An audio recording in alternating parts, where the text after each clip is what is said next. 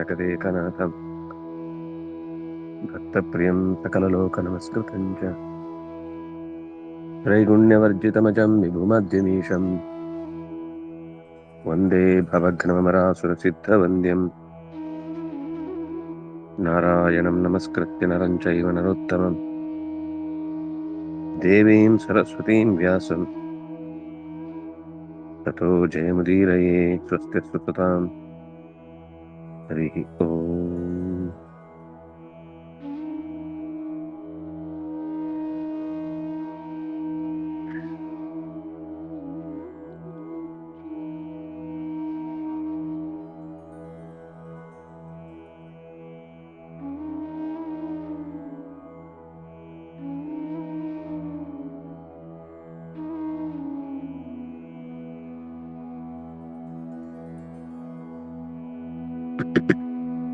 ಕ್ಷೇತ್ರಸ್ಥ ಯಾರು, ಕ್ಷೇತ್ರಜ್ಞ ಯಾರು ಅನ್ನುವ ಈ ಎರಡು ವಿವರಣೆಗಳನ್ನ ನಾವು ನೋಡ್ತಾ ಇದ್ವಿ.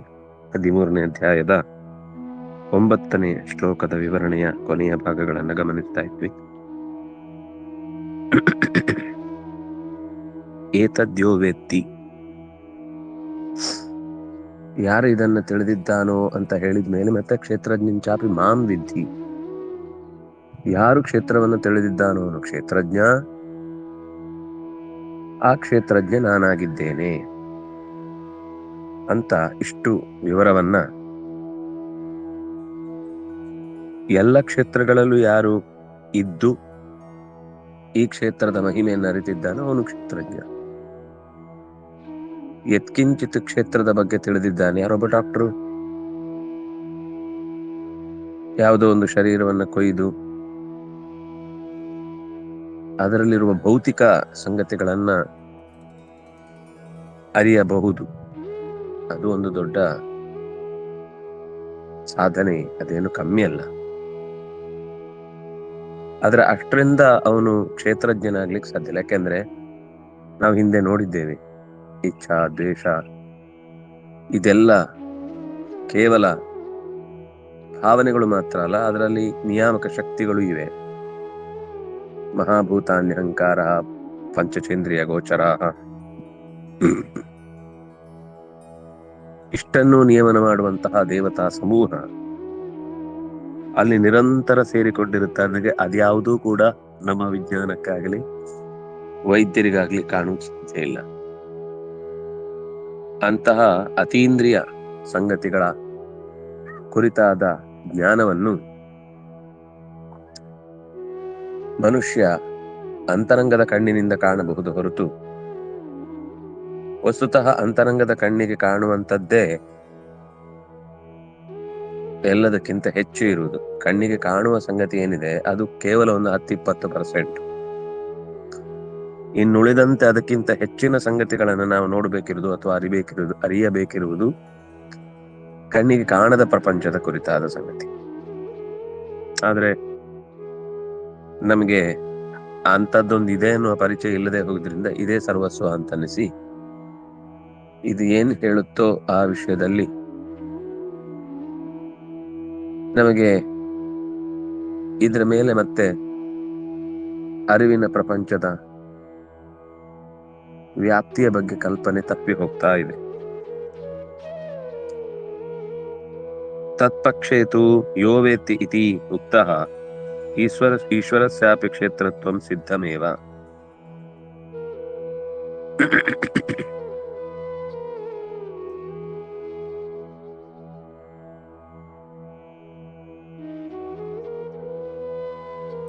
ಈಗ ಕ್ಷೇತ್ರಜ್ಞ, ಕ್ಷೇತ್ರಶ್ಚಾಸೋ ಜ್ಞಶ್ಚ, ಅವನು ಕ್ಷೇತ್ರವೂ ಆಗಿದ್ದಾನೆ, ಸ್ವಲ್ಪ ತಿಳುವಳಿಕೆ ಉಳ್ಳವನಾಗಿದ್ದಾನೆ ಅನ್ನುವ ಅರ್ಥದಲ್ಲಿ ಕ್ಷೇತ್ರಜ್ಞ ಅನ್ನುವ ಶಬ್ದ ಇದ್ರೆ, ಅದು ಒಂದು ಅರ್ಥದಲ್ಲಿ ಜೀವನಿಗೆ ಕ್ಷೇತ್ರಜ್ಞ ಅನ್ನುವ ಹೆಸರನ್ನ ಕೂಡಿಸ್ಬಿಟ್ಟು. ಆದ್ರೆ ಸರ್ವ ಕ್ಷೇತ್ರಗಳಲ್ಲಿರುವಂತಹ ವ್ಯಕ್ತಿತ್ವವನ್ನ ಅರಿಯಬಹುದಾದ ತಾಕತ್ತಿರುವುದು ಒಬ್ಬನಿಗೆ ಅನ್ನೋದನ್ನ ತಿಳಿಸಿ, ಯಾರು ತಿಳಿದಿದ್ದಾನೋ ಅಂತ ಈಶ್ವರನ ಬಗ್ಗೆ ಮಾತಾಡಿ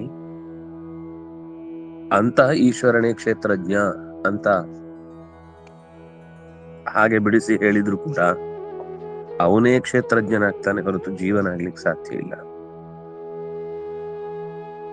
ಸರ್ವಾಭೇದ ವಿವಕ್ಷಾಯಾಂಚ ಸರ್ವಂ ಕ್ಷೇತ್ರಜ್ಞಂ ಇತಿ ವಕ್ತವ್ಯಂ.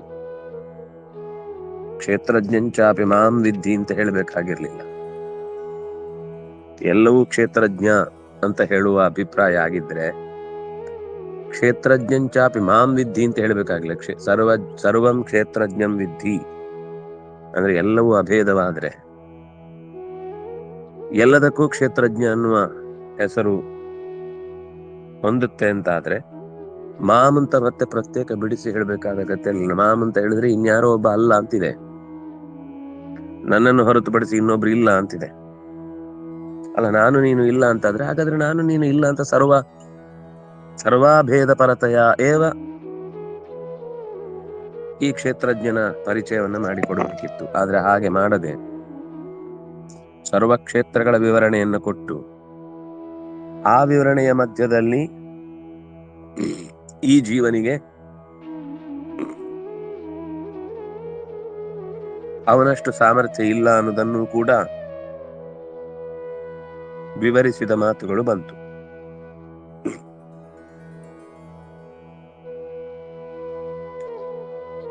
ನೆಕ್ಸ್ಟ್ ಪುಟದ ಕೆಳಗಡೆ ಇದೆ ಸರ್ವಾಭೇದ ವಿವಕ್ಷಾಯಾಮ್. ಎಲ್ಲ ಫಸ್ಟ್ ಲೈನ್ ಸರ್ವಾಭೇದ ಅಲ್ಲೇ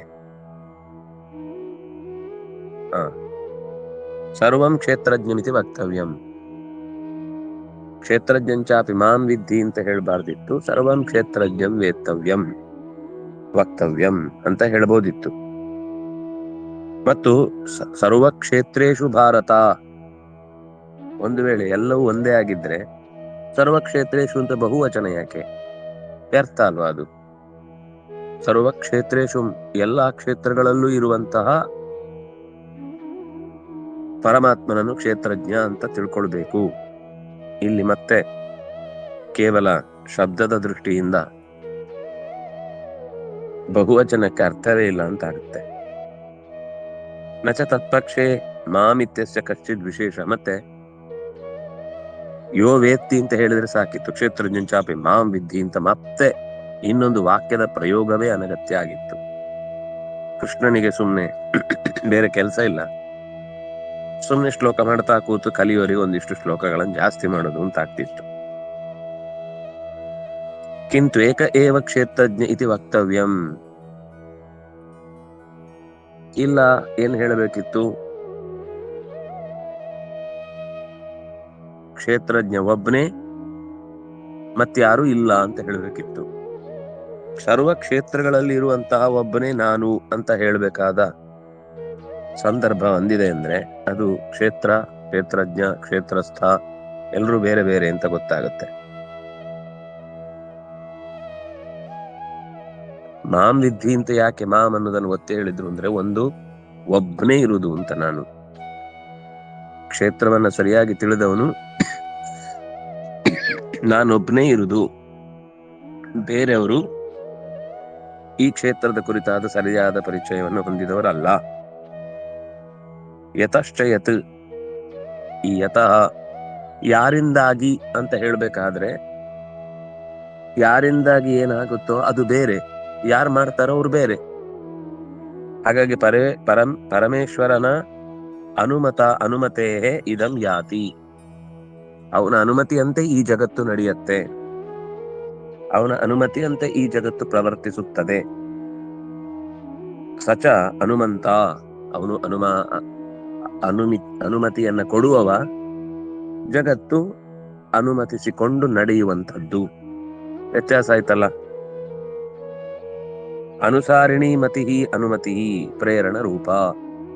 ಅಂದ ಪ್ರೇರೇಪಿಸುವವನೊಬ್ಬ ಇದ್ದಾನೆ, ಪ್ರೇರ್ಯವಾದದ್ದೊಂದಿದೆ.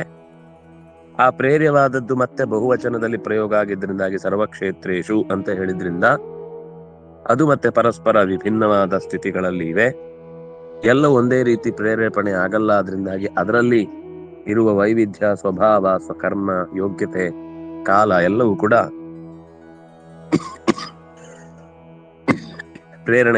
ಪ್ರೇರಣೆಗೆ ಮಾನದಂಡವಾಗಿ ನಿಲ್ಲತ್ತೆ.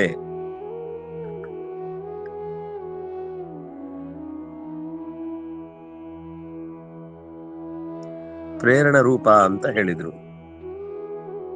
ಪ್ರೇರಣಾ ಅನುಮತಿ ಪ್ರೋಕ್ತ ಕ್ವಚಿತ್ ಸಂವಾದ ಉಚ್ಯತೆ ಪ್ರೇರಕತ್ವಾತ್ತು ಭಗವಾನ್ ಹನುಮಂತ ಪ್ರಕೀರ್ತಿತ. ಅನುಮತಿ ಅನ್ನೋದು ಒಂದು ರೀತಿಯಲ್ಲಿ ಅವರ ಮತಿಯನ್ನು ಅನುಸರಿಸಿ ಅವ್ರು ಹೇಳಿದ ಹಾಗೆ ಕೇಳ್ಕೊಂಡು, ಅದರಿಂದಾಗಿ ಪ್ರೇರಣ ಅನ್ನೋ ಅರ್ಥದಲ್ಲಿ ಅನುಮತಿ ಎನ್ನುವ ಶಬ್ದ ಇದೆ. ಪ್ರೇರಣಾ ಅನುಮತಿ ಪ್ರೋಕ್ತ ಕ್ವಚಿತ್ ಸಂವಾದ. ಕ್ವಚಿತ್ ಸಂವಾದ ಅಂದ್ರೆ ನೀವು ಹೇಳಿದ್ದಕ್ಕೆ ನಮ್ಮ ಒಪ್ಪಿಗೆ ಇದೆ ಅಂದ್ರೆ ನೀವು ಹೇಳುವ ವಾಕ್ಯ ನಮಗೂ ಕೂಡ ಅನುಭವಕ್ಕೆ ಬಂದಿದೆ, ಅದು ಸಂವಾದ, ಸಹಕಾರಿಯಾದ ಮಾತು. ಅವರ ಮಾತು ಕೂಡ ಇದಕ್ಕೆ ಸಪೋರ್ಟ್ ಇದೆ, ಅವರಿಗೂ ಮೊನ್ನೆ ಹೀಗೆ ಅನುಭವ ಆಗಿತ್ತು ಅಂತ ಒಂದು ಕಾರ್ಯಕ್ಕೆ ಇನ್ನೊಬ್ಬರ ಮಾತಿನ ಬಲವೋ ಅನುಭವದ ಬಲವೋ ಏನೋ ಒಂದು ಇರುತ್ತೆ, ಅದು ಸಂವಾದ ಅಂತ ಆಗತ್ತೆ. ಭಗವಂತ ಪ್ರೇರಕನಾದ್ರಿಂದಾಗಿ ಅವನನ್ನು ಹನುಮಂತ ಇತಿ ಪ್ರಕೀರ್ತಿತ. ಇಲ್ಲಿ ಹನುಮಂತಾಯ ಅಂತ ಪ್ರಯೋಗ ಮಾಡಿದ್ರು. ಅದೇನು ಹನುಮಂತ ಅಂದ್ರೆ ಅನುಮತಿ ಕೊಡುವುದು ಅಂತಂದ್ರೆ ದೂರದಲ್ಲಿ ನಿಂತ್ಕೊಂಡು ಜೈ ಅಂದ್ಬಿಟ್ರೆ, ಪ್ರೇರಕನನ್ನು ಹನುಮಂತ ಅಂತ ಕರೀತಾರೆ. ಕೇವಲ ಹನುಮಂತ ಬೇರೆ ಹನುಮಂತ ಬೇರೆ. ಹನುಮಂತ ಅನ್ನೋದು ಅನುಮತಿಸುವವನು. ಆದ್ರಿಂದ ಹನುಮಂತ ಅನ್ನುವ ಶಬ್ದದಿಂದ ಭಗವಂತನನ್ನ ನಾವು ಕರೀತಾ ಇರೋದು ಯಾಕೆ ಅಂದ್ರೆ ಅವನೇ ನಿಜವಾದ ಪ್ರೇರಕನಾದ್ರಿಂದ. ಉಪದ್ರಷ್ಟ ಹನುಮಂತಾಚ, ಮುಂದೆ ಭಗವಂತನನ್ನ ಈ ಶಬ್ದಗಳಿಂದ ಪ್ರಯೋಗ ಮಾಡಿದ್ದು ಗೀತೆಯಲ್ಲಿ ಬರುತ್ತೆ, ಉಪದ್ರಷ್ಟ ಹನುಮಂತ ಅಂತ. ಆದ್ರಿಂದಾಗಿ ಅವನನ್ನೇ ಹನುಮಂತ ಅಂತ ಇತ್ಯನೇನೈವ ಅನುಮತಿ ಹನುಮಂತಾಚ ಉಕ್ತಃ. ಇಲ್ಲೇ ಅನುಮತಿಯನ್ನು ಕೊಟ್ಟದ್ದು ಹೇಳಿದ್ದಾರೆ, ಅನುಮತಿಸಿದವನನ್ನು ಕೂಡ ಉಲ್ಲೇಖಿಸಿದ್ದಾರೆ. ಜ್ಞೇಯಂ ಯತ್ತತ್ಯಾದಿನ ಯತ್ ಪ್ರಭಾವ ಇತ್ಯಪಿ. ಯತ್ ತತ್ ಜ್ಞೇಯಂ, ಯಾವುದನ್ನ ತಿಳಿಬೇಕೋ ಅದು ಪ್ರಭಾವಿಸುವಂಥದ್ದು, ಅಂದ್ರೆ ಅದು ಪ್ರೇರಣೆ ನೀಡುವಂಥದ್ದು ಅಂತ ಅರ್ಥ. ಚೇತನ ಚಿತ್ತವ್ಯಾಪ್ತಿ. ಚೇತನ ಅಂದ್ರೆ ಏನು ಅಂದ್ರೆ ಈ ಮನುಷ್ಯನಿಗಿರುವ ನೆನಪಿನ ಬುದ್ಧಿಯ ವಿಸ್ತೃತವಾದ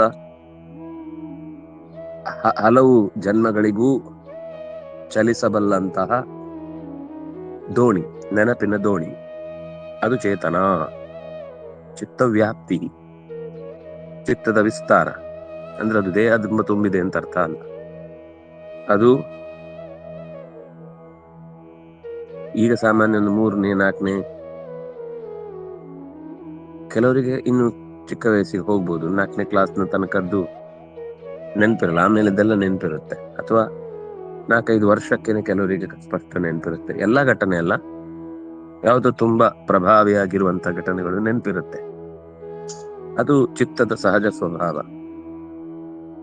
ಆದ್ರೆ ಗರ್ಭದಲ್ಲಿದ್ದಾಗ ಏನಾಗಿತ್ತು, ಯಾರೋ ಬೈದಿದ್ದು, ಅಥವಾ ಅದಕ್ಕಿಂತ ಹಿಂದೆ ನಾನು ಆಕಾಶದಲ್ಲಿ ಚಲಿಸುವಾಗ ಏನಾಯ್ತು, ಮಳೆಯಲ್ಲಿ ಬಿದ್ದಾಗ ಏನಾಯ್ತು, ಅದರ ಹಿಂದಿನ ಜನ್ಮದಲ್ಲಿ ಏನಾಗಿದ್ದೆ, ಇದೆಲ್ಲ ನಮ್ಮ ಆಧುನಿಕ ಚರ್ಚೆಗೆ ತಕ್ಷಣ ಅರ್ಥ ಆಗುವಂಥದ್ದಲ್ಲ. ಆದ್ರೆ ಚೇತನ ಅನ್ನೋದು ಆ ರೀತಿಯಾದ ಶಕ್ತಿಯ ಡೆವಲಪಿಂಗ್ ನೇಚರ್ ಅನ್ನ ಪರಿಚಯ ಮಾಡುತ್ತೆ. ಸಾಧನೆ ಮಾಡ್ತಾ ಹೋಗ್ತಾ ಟ್ರಿಗರ್ ಆಗ್ತಾ ಹೋಗುತ್ತೆ, ಪ್ಲಗ್ ಇನ್ ಆಗ್ತಾ ಹೋಗುತ್ತೆ ಹಳೆಯದಕ್ಕೆ. ಆಗ ಅವನ ನೆನಪಿನ ಶಕ್ತಿ ಜಾಗೃತವಾದದ್ರಿಂದ ಅಧ್ಯಯನ ಇನ್ನಷ್ಟು ಚುರುಕಾಗುತ್ತೆ. ಚುರುಕಾಗುವುದರ ಜೊತೆಗೆ ಅನಗತ್ಯವಾದ ವಿಷಯಕ್ಕೆ ತಲೆ ಕೆಡಿಸ್ಕೊಳ್ಳೋದು ನಿಂತೋಗುತ್ತೆ. ಎಲ್ಲಾ ಕಡೆಯಲ್ಲೂ ಹೀಗೆ ಇರುದು, ನಾವೇನು ಹೊಸ್ತು ಬದಲಾಯಿಸ್ಲಿಕ್ಕೆ ಆಗುವಂತದ್ದಲ್ಲ. ಮತ್ತು ಅದು ಅದಕ್ಕೆ ಮಾಡಬೇಕಾದ ಕೆಲವು ಮುಖ್ಯ ಕೆಲಸ ಏನು, ಸುಮ್ನೆ ನಾವೆಲ್ಲೋ ಜೈ ಜೈ ಅಂತ ಬೊಬ್ಬೆ ಹೊಡಿತಾ ಇದ್ರೆ ಏನು ಬದಲಾಗಲ್ಲ. ಕಾರ್ಯರೂಪಕ್ಕೆ ಬರಬೇಕು, ಅಥವಾ ಯಾವ ರೀತಿ ಕಾರ್ಯರೂಪಕ್ಕೆ ತರಬೇಕು ಅನ್ನೋದು ಯೋಚನೆ ಹಚ್ಚುತ್ತೆ ಆ ನೆನಪು. ಸಂಘಾತೋ ದೇಹ ಉದ್ದಿಷ್ಟ ಚಿತ್ತವ್ಯಾಪ್ತಿಸ್ತು ಚೇತನ. ಸಂಘಾತಶ್ಚೇತನ ಧೃತಿ ಅಂತ ಮಾತಿತ್ತು. ಸಂಘಾತ ಅಂದ್ರೆ ಏನು, ಅನೇಕ ತತ್ವಗಳ ಪರಸ್ಪರ ಸಮೂಹದಿಂದ ನಿರ್ಮಾಣಗೊಂಡದ್ದು ಅಂತ ಅರ್ಥ. ಮಣ್ಣು ನೀರು ಗಾಳಿ ಬೆಂಕಿ ಆಕಾಶ ಅದರಲ್ಲಿರುವಂತಹ ಶಬ್ದ ಸ್ಪರ್ಶ ರೂಪ ರಸಗಂಧ, ಅದನ್ನು ಅರಿಲಿಕ್ಕಿರುವಂತಹ ಚಕ್ಷುಶ್ರೋತ್ರ ಪಾಣಿಪಾದ ವಾಕ್, ಅಥವಾ ಕಣ್ಣು ಮೂಗು ಬಾಯಿ ನಾಲಿಗೆ ಚರ್ಮ ಇತ್ಯಾದಿಗಳ ಸಮೂಹ ಏನಿದೆ ಅದನ್ನ ದೇಹ ಅಂತ ಕರೀತಾರೆ. ಚೇತನ ಅಂತಂದ್ರೆ ಚಿತ್ತ ವ್ಯಾಪ್ತಿ ಅಂತ ಹೇಳಿದ್ರೆ ಅದರ ವಿವರಣೆಯನ್ನ ಹಿಂದೆ ಅಭಿಧಾನದಲ್ಲಿ ಏನ್ ಹೇಳಿದ್ರು ಅದನ್ನು ವಿವರಿಸ್ತಾ, ಚಿತ್ತವ್ಯಾಪ್ತಿಸ್ತು ಚೇತನ, ಚಿತ್ತದ ವಿಸ್ತೃತವಾದ ಭಾವವೇ ಚೇತನ ಅಂತ ಅನಿಸುತ್ತೆ. ಇತಿಚ, ಇದು ಕೋಟ್ ಮಾಡಿತ್ತು ಆಚಾರ್ಯರು. ತತ್ವಜ್ಞಾನ ವಿಷಯಸ್ಯ ವಿಷ್ಣೋ ಅಪರೋಕ್ಷ ದರ್ಶನಂ ತತ್ವಜ್ಞಾನಾರ್ಥ ದರ್ಶನಂ. ತತ್ವಜ್ಞಾನ ವಿಷಯಕನಾದಂತಹ ನಾರಾಯಣನ ಬಗೆಗಿನ ಕಣ್ಣಾರೆ ಕಾಣುವ ದರ್ಶನದ ಸ್ವರೂಪವನ್ನ ತತ್ವಜ್ಞಾನಾರ್ಥ ದರ್ಶನಂ. ತತ್ವಜ್ಞಾನ ಅಂದ್ರೆ ಕೇವಲ ಗಾಳಿ ಹೇಗಿರುತ್ತೆ, ನೀರು ಹೇಗೆ ಕೆಲಸ ಮಾಡುತ್ತೆ ಅಂತ ತತ್ವಗಳ ಬಗ್ಗೆ ತಿಳುವಳಿಕೆ ಅಥವಾ ತದ್ದತ್ ಶಕ್ತಿಯ ಮೇಲ್ನೋಟದ ಪರಿಚಯ ಮಾತ್ರ ಅಲ್ಲ, ತದಂತರ್ಯಾಮಿಯಾದ ನಾರಾಯಣನ ದರ್ಶನವೇ ನಿಜವಾದ ತತ್ವಜ್ಞಾನಾರ್ಥ ದರ್ಶನಂ.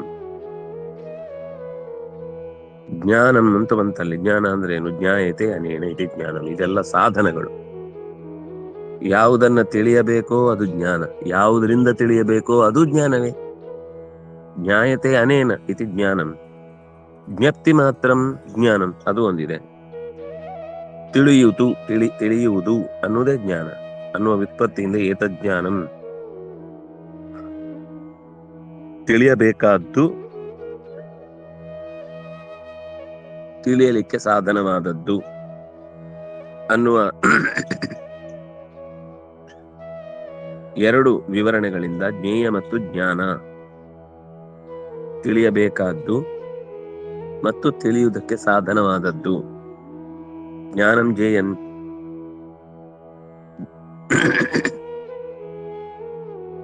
ಅಂದ್ರೆ ಜ್ಞಾನ ಸಾಧನವನ್ನು ಹೇಳಿದ್ರು ಮತ್ತು ಜ್ಞಾನವನ್ನು ಹೇಳಿದ್ರು.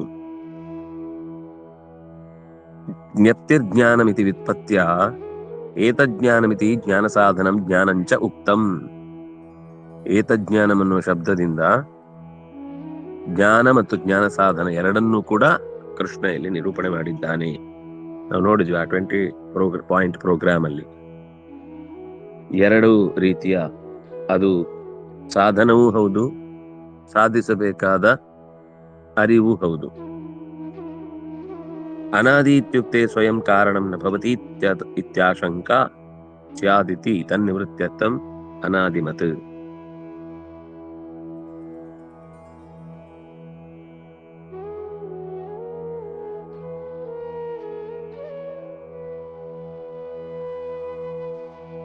ಈ ತಿಳುವಳಿಕೆಯ ಮುದ್ದೆಯನ್ನ ಅನಾದಿತ್ವ ಉಳ್ಳದ್ದು ಅಂತ ಹೇಳುವುದರ ಮೂಲಕ, ಅನಾದಿ ಅಂದ್ರೆ ಅದು ಮೊದಲಿಂದ ಇದೆ ಅಷ್ಟೇ ಹೊರತು ಅದೇನು ತಿಳ್ಕೊಳ್ಳಿಕ್ಕೆ ಉಪಯೋಗ ಆಗುವಂತದ್ದಲ್ಲ ಅಂತ ಆದೀತು ಜೀವ. ಅದು ಬರೀ ಜ್ಞಾನ ಅಲ್ಲ, ಅದು ಜ್ಞಾನ ಸ್ವರೂಪ ಮಾತ್ರ ಅಲ್ಲ, ಜ್ಞಾನವನ್ನ ಪಡಿಲಿಕ್ಕೆ ಯೋಗ್ಯ ಉಳ್ಳದ್ದು ಕೂಡ. ಅನಾದಿಮತ್ ಅನಾದೀತ್ಯುಕ್ತೆ ಸ್ವಯಂ ಕಾರಣಂ ನ ಭವತಿ ಇತಿ ಆಶಂಕಾ ಸ್ಯಾದಿತಿ ತನ್ನಿವೃತ್ತ್ಯರ್ಥಂ ಅನಾದಿಮತ್. ಅನಾದಿಮತ್ವವನ್ನ ಹೇಳಿದ್ರಿಂದ ಅದು ಕಾರಣವೂ ಹೌದು. ಅಂದ್ರೆ ಆ ರೀತಿಯಾದ ಜ್ಞಾನ ಅದು ಸಾಧನ ಆಗಿಯೂ ಕಾರಣ ಆಗತ್ತೆ, ತಿಳಿಯಬೇಕಾದ ಅರಿವು ಆಗಿರುತ್ತೆ. ಮುಖ್ಯತೋ ಗುಣಪೂರ್ಣತ್ವಾತ್ ಪರಂ ಬ್ರಹ್ಮ ಜನಾರ್ದನ ಮೂರ್ತಾಮೂರ್ತ ವ್ಯತೀತತ್ವಾತ್ ನಸನ್ನೈವಾಸದುಚ್ಯತೆ ಇತಿ ಚ. ಮುಖ್ಯತಃ ಭಗವಂತ ಗುಣರೂಪನಾದ್ರಿಂದಾಗಿ ಅವನು ಪರ, ಅವನು ಬ್ರಹ್ಮ, ಅವನೆಲ್ಲದಕ್ಕಿಂತ ಎತ್ತರದವನು, ಪರಂ ಬ್ರಹ್ಮ. ಅವನನ್ನು ಜನಾರ್ದನ ಅಂತ ಕರೀತಾರೆ. ಮೂರ್ತಾಮೂರ್ತ ವ್ಯತೀತತ್ವಾತ್, ಮೂರ್ತ ಮತ್ತು ಅಮೂರ್ತ ಎರಡನ್ನೂ ಕೂಡ ಮೀರಿದವನಾದ್ರಿಂದಾಗಿ ನಸನ್ನೈವಾಸದುಚ್ಯತೆ, ಅವನನ್ನು ಸತ್ ಮತ್ತು ಅಸತ್ ಅಂತ ಯಾವುದೇ ಒಂದು ಕೆಟಗರಿಯಲ್ಲಿ ಕೂಡಿಸಿ ಅವನು ಸತ್ ಅಲ್ಲ, ಅವನು ಅಸತ್ ಅಲ್ಲ, ಅವನು ಸದಸತ್ ಅಲ್ಲ, ಅವನು ಸತ್ತು ಅಲ್ಲ ಅಸತ್ತು ಅಲ್ಲ ಅಂತ ಸದಸದ್ ವಿಲಕ್ಷಣ. ಜಗತ್ತಿನಲ್ಲಿರುವ ಕಾಣುವ ವಸ್ತುಗಳ ಸ್ವರೂಪನೂ ಅಲ್ಲ, ಕಾಣದಿರುವ ವಸ್ತುಗಳ ಸ್ವರೂಪನೂ ಅಲ್ಲ. ಅದೆರಡಕ್ಕೂ ವಿಲಕ್ಷಣ. ಕಾಣದೇ ಇರುವಂತಹ ಗಾಳಿ ಮೈಗೆ ತಾಗಿದಾಗ ಗೊತ್ತಾಗತ್ತೆ. ದೇವರು ಹಾಗೆ ಈಗ್ಲೂ ಎಲ್ಲಾ ಕಡೆ ಇದ್ದಾನೆ, ಅವ್ನು ತಾಗುದೇ ಎಲ್ಲ ಗೊತ್ತಾಗುದೂ ಇಲ್ಲ. ಅದನ್ನ ಗಾಳಿ ತರನೂ ಅಲ್ಲ. ಆಕಾಶ ಅಂತಂದ್ರೆ ಕೈ ಹೀಗೆ ಜಾಡಿಸಿದ್ರೆ, ಅಗಲಕ್ಕೆ ಮಾಡಿದ್ರೆ ಆಕಾಶ ಜಾಗ ಇದೆ, ಸ್ಪೇಸ್ ಇದೆ ಅಂತ ಗೊತ್ತಾಗುತ್ತೆ. ಅದರಿಂದಾಗ ಅದು ಒಂದು ಸಾಕ್ಷಿಗೆ ಈಗಲೇ ಅನುಭವಕ್ಕೆ ಬರ್ತಾ ಇದೆ. ಆದ್ರೆ ಇಲ್ಲೂ ದೇವರಿದ್ದಾನೆ ಅಂತ ಕೈ ಬೀಸಿದಾಗ ದೇವರಿದ್ದಾನೆ ಅಂತ ಗೊತ್ತಾಗುದಿಲ್ಲ, ಆಕಾಶ ಇದೆ ಅಂತ ಗೊತ್ತಾಗುತ್ತೆ. ಅದರಿಂದಾಗ ಅವನು ಅಸತ್ತು ಅಲ್ಲ. ಹೇಗೆ ಹೇಳುದು ಅವನನ್ನ ಅಂತ ಅವನನ್ನ ಸದಾ ಸತ್ತಿಗಿಂತ ವಿಚಿತ್ರ ಅಂದ್ಬಿಟ್ರು. ಮೂರ್ತ ಅಂದ್ರೆ ಏನು, ಅಮೂರ್ತ ಅಂದ್ರೆ ಏನು? ಮೂರ್ತಂ ಸದವಗಮ್ಯತ್ವಾತ್ ಅಜ್ಞೇಯತ್ವಾತ್ ತದ ಸತ್ಪರಂ. ಪುಂಸಾಂ ಅರ್ಥ್ಯಾತ್ ಅಗಮ್ಯತ್ವಾತ್ ಸರ್ವವೇದ ಪ್ರಸಿದ್ಧಿತಃ ವಿಲಕ್ಷಣ ಸದಸತೋ ಭಗವಾನ್ ವಿಷ್ಣುರವ್ಯಯಃ ಇತಿ. ಮೂರ್ತಂ ಸತ್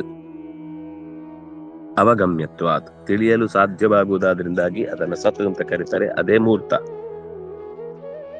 ಪುಂಸಾಂ ಅರ್ಥ್ಯಾತ್ ಅಗಮ್ಯತ್ವಾತ್, ಆದ್ರೆ ಮನುಷ್ಯರಿಗೆ ಬೇಕಾದದ್ದು ಮತ್ತು ಆದ್ರೆ ಸುಲಭದಲ್ಲಿ ಗ್ರಹಣಕ್ಕೆ ಬಾರದೇ ಇದ್ದದ್ದು, ಆದ್ರೆ ಸರ್ವ ವೇದಗಳಲ್ಲಿ ಅತ್ಯಂತ ಪ್ರಸಿದ್ಧಿ ಇರುವುದರಿಂದ ಅದು ಅಸತ್ ಅಂತ ಗೊತ್ತಾಗುತ್ತೆ. ಆದ್ರೆ ಭಗವಂತ ಸರ್ವವೇದ ಪ್ರಸಿದ್ಧಿಯಿಂದಾಗಿ ಈ ಅಗಮ್ಯ ಮತ್ತು ಗಮ್ಯ ಈ ಎರಡೂ ವಸ್ತುಗಳಿಂದ ವಿಲಕ್ಷಣ ಅಂತ, ವಿಲಕ್ಷಣ ಸದಸತೋ ಭಗವಾನ್ ವಿಷ್ಣುರವ್ಯಯ. ವಿಷ್ಣು ಭಗವಾನ್ ಅವ್ಯಯ, ಅವನು ಈ ಜಗತ್ತಿನ ಎಲ್ಲ ವಸ್ತುಗಳನ್ನ ಮೀರಿ ನಿಂತವ. ಜ್ಞಾನೇನ ಮುಕ್ತೌ ಪ್ರಾಪ್ಯತ್ವಾತ್ ಜ್ಞಾನಗಮ್ಯಂ, ಜ್ಞಾನದಿಂದಾಗಿ ಮುಕ್ತಿಯ ದಾರಿಯನ್ನು ಹೊಂದುತ್ತಾನೆ, ಅದರಿಂದಾಗಿ ಅವನನ್ನ ಜ್ಞಾನಗಮ್ಯ ಅಂತ ಕರೀತಾರೆ. ತುಂಬಾ ಒಳ್ಳೆ ಭಗವಂತನ ಸುಂದರವಾದ ಹೆಸರುಗಳಲ್ಲಿ ಒಂದು ಜ್ಞಾನಗಮ್ಯ.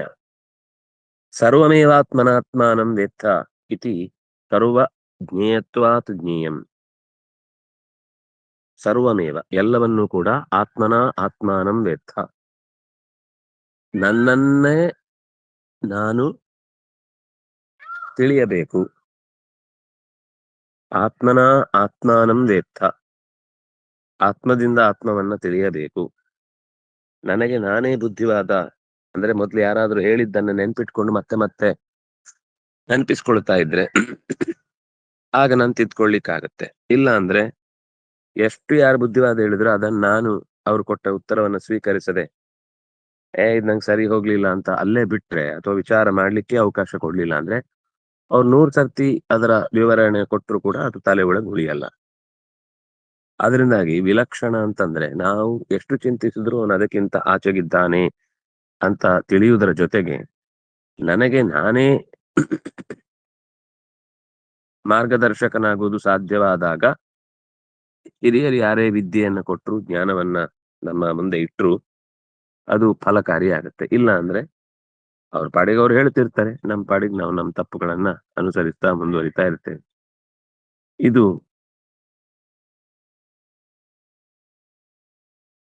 ತಿಳಿಯಲಿಕ್ಕೆ ಕಷ್ಟ ಕೊಡುವಂತಹ ಕೆಲಸಗಳು.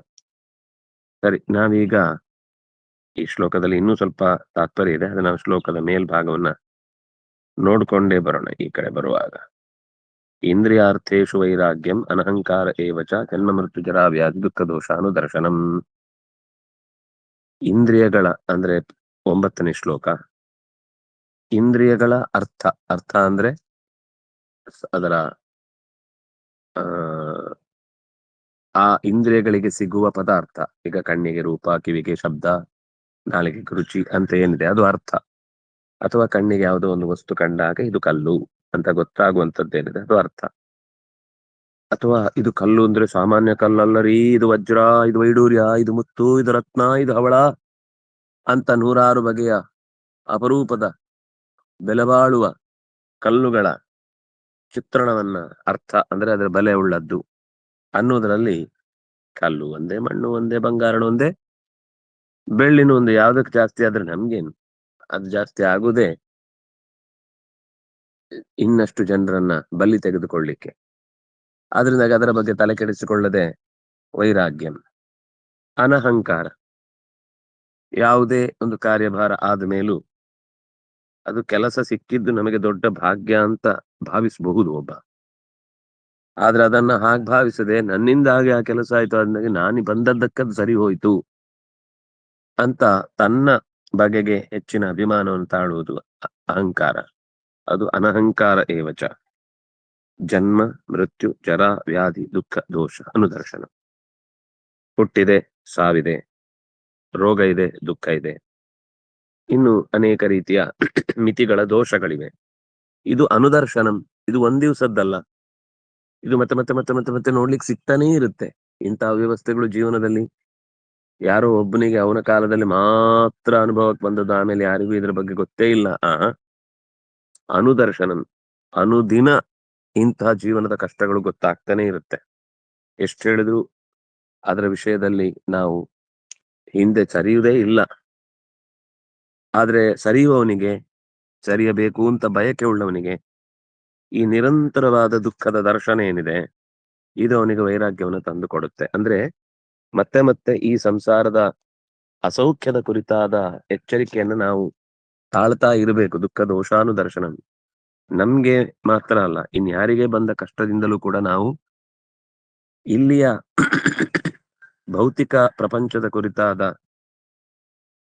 ಅದನ್ನ ಪಡೆದು ನಾವು ಸಿದ್ಧಹಸ್ತರಾಗಬೇಕು, ಅಥವಾ ಸಿರಿವಂತರಾಗಬೇಕು, ಅಥವಾ ಪ್ರಸಿದ್ಧಿಗೆ ಬರಬೇಕು, ಅಥವಾ ಯಾವುದೋ ಒಂದು ರೀತಿಯಿಂದ ನಾನು ಅನ್ನುವ ಅಹಂಕಾರಕ್ಕೆ ಸ್ಯಾಟಿಸ್ಫ್ಯಾಕ್ಷನ್ ಆಗ್ಬೇಕು ಅಂತ ಅನ್ನೋದಕ್ಕೆ ಮಾಡೋದು ಪ್ರಯತ್ನ. ಇದೆಲ್ಲವೂ ಜಾಸ್ತಿ ಆಗ್ತಾ ಹೋಗುತ್ತೆ ಈ ವ್ಯಾಧಿಗಳ ಬಗ್ಗೆ, ಹಿಂದೆ ಹೇಳಿದ ಚಿತ್ರಣದ ಬಗ್ಗೆ ಸರಿಯಾದ ಕಲ್ಪನೆ ಇಲ್ಲದಿದ್ದಾಗ. ಅಸಕ್ತಿರನ ವಿಶ್ವಂಗ ಪುತ್ರದಾರಗ್ರಹಾದಿಷು ನಿತ್ಯಂಚ ಸಮಚಿತ್ತತ್ವ ಅನಿಷ್ಟಾನಿಷ್ಟೋಪಪತ್ತಿಷು.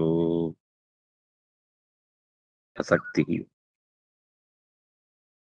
ಶಕ್ತಿಯೇ ಇಲ್ಲದವ. ಶಕ್ತಿ ಅಂದ್ರೆ ಒಂದರ ಬಗೆಗೆ ಅಟ್ಯಾಚ್ಮೆಂಟ್, ಆಸಕ್ತಿ ಅಂದ್ರೆ ಡಿಟ್ಯಾಚ್ಡ್ ಅಟ್ಯಾಚ್ಮೆಂಟ್. ಅನಭಿಶ್ವಂಗ, ಅನಭಿಶ್ವಂಗ ಅಂದ್ರೆ ಅತ್ಯಂತ ಪಕ್ವನಾಗಿ ಯಾವುದನ್ನೂ ಕೂಡ ತನ್ನ ಹತ್ರಕ್ಕೆ ಬಿಟ್ಟು ಕೊಡದವ.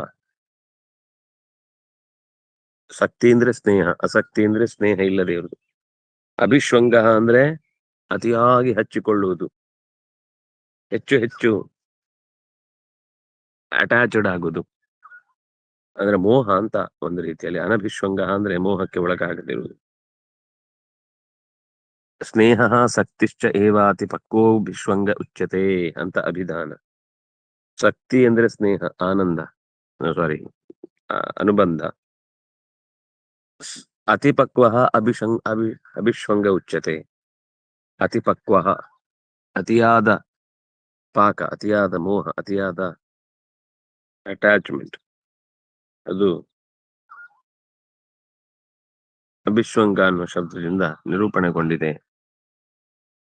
ಇನ್ನು ಮುಂದೆ 11ನೇ 12ನೇ ಶ್ಲೋಕದಲ್ಲಿ ಇದರ ಮುಂದುವರಿದ ಸಾಧನಾ ಭಾಗಗಳನ್ನು ಹೇಳ್ತಾರೆ. ಮತ್ತೆ ನಾಳೆಯ ಚಿಂತನೆಯನ್ನು ಸಂಧಾನ ಮಾಡಲು ಶ್ರೀ ಹರಿಪ್ರಿಯತಾಂ ಶ್ರೀ ಕೃಷ್ಣಾರ್ಪಣಮಸ್ತು.